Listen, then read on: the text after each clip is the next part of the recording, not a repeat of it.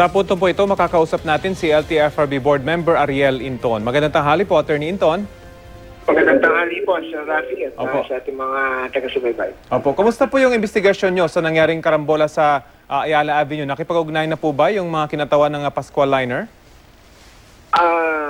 Wala pa po, no? Pero napagbigay alam na po ito sa ating Chairman Martin Delgra.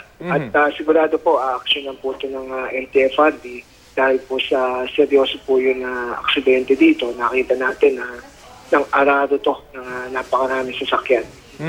Medyo bihira po mangyari ito sa EDSA dahil rush hour, pero matindi yung damage na na-create nitong aksidenteng ito. So ano po ba talaga ang nangyari rito?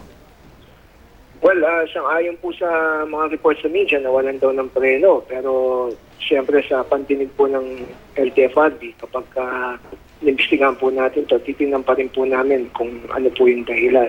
Pasang ika nga dito sa video at sa mga lumabas po sa mga news, nakita po natin na at fault po itong bus na to dahil sa ito, kitang-kita po naman na talagang siya po yung may sala dito. Pero matitiyak naman po na yung mga sugatan dito ay mabibigyan ng tulong pinansyal nitong may-ari ng bus unit.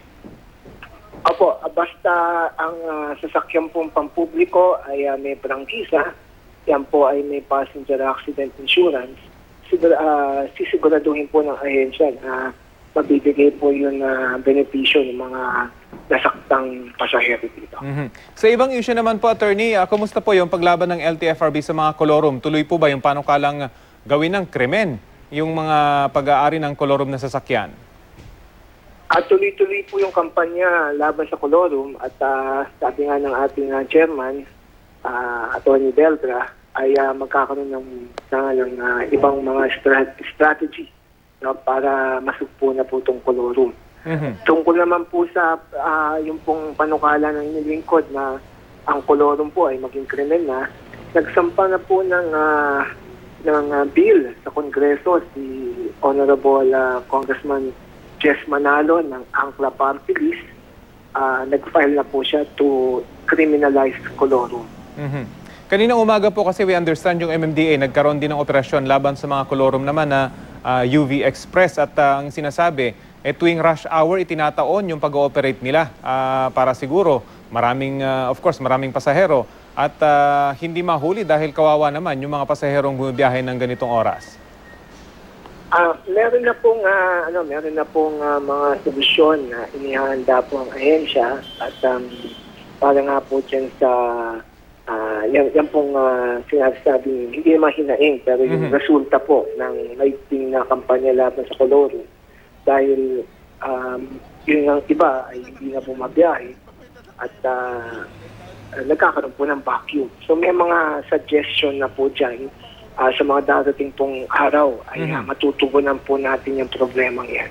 Opo. Alam po natin, malapit yung problema ng trapiko ng pampublikong sasakyan sa sikmura ng mga Pilipino. Meron na po bang bagong direktiba, ang bagong Pangulo patungkol dito sa problema natin sa mass transportation?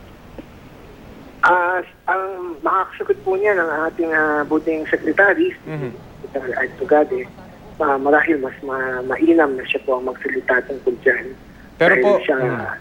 Pero po sa inyong ahensya at sa inyo po mismo, wala pa namang nakakarating. Tuloy pa rin po yung dating trabaho ninyong ginagawa. Ay, opo. Mas matindi po yun, lalo na po dito sa mga kolorum. Talagang araw-araw po yun na pagtatrabaho dyan.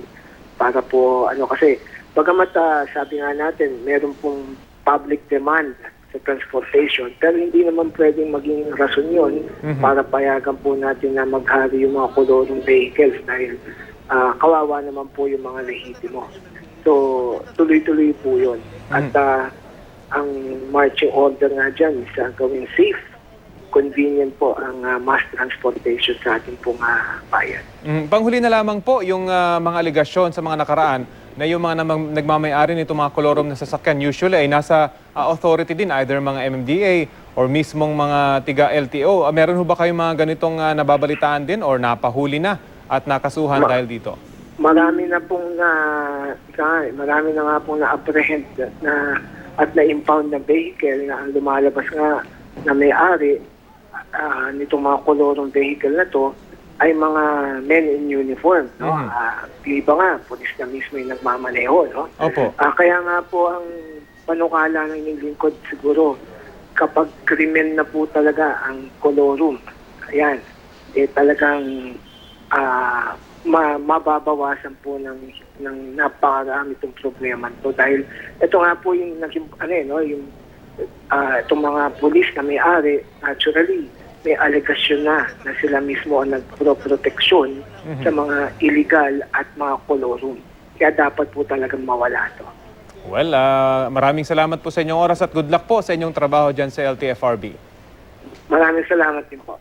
Si LTFRB Board Member Ariel Quinton.